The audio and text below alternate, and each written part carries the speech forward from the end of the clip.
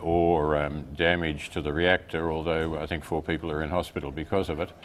But no, the real story is about keeping the cooling up, and that seems to have been done, and that is continuing, and that gets progressively less challenging as power's restored and as the reactor cools anyway. Well, yes, and initially they tried using seawater, didn't they, to cool down the plant? And they were using seawater for some hours to supplement the amount of water that was there, yes. So what do you expect to happen at the plant now? I mean, we know that, as you say, some people were injured in the blast. We also know that 3 people have tested positive for radiation at mild levels, we're told. What about public safety? We've also got an evacuation in process.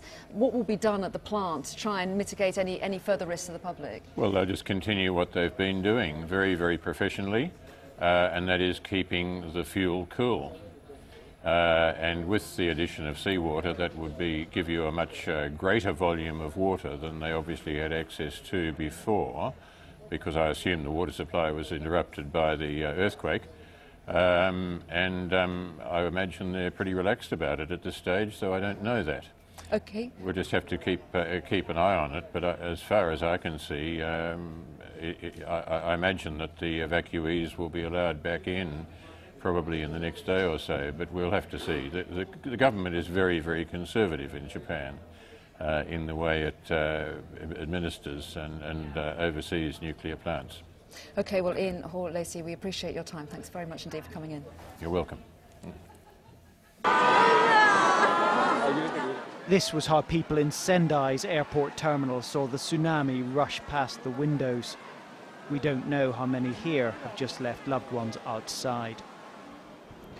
Rikuzen Takata was devastated yesterday afternoon, and today the military discovered 300 to 400 bodies in the remains of the town. And as survivors are plucked from the rooftops, others reflect on their good fortune.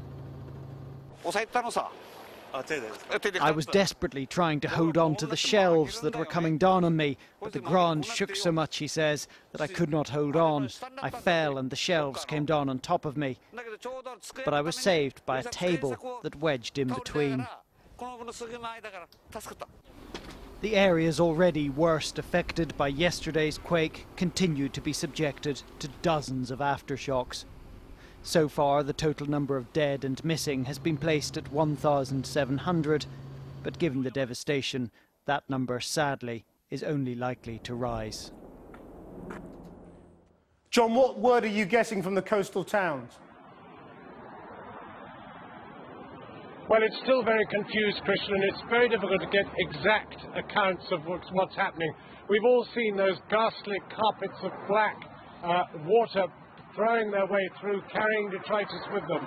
And what we're now learning from Mini Mishra and Rika is that that is exactly what happened to that town, a town of 17,000 people, 9,500 of whom are now missing, the only building left standing, the hospital, and a vivid account from a doctor there that the water level rose to the 4th floor of the building. It is tonight, Krishnan, as if 2 earthquakes, 2 tsunamis have taken hold of this country, because what has happened is that they've had to evacuate all these people from the 40-mile radius around the power station, and at the same time evacuate people who've been affected by the tsunami and the quake itself.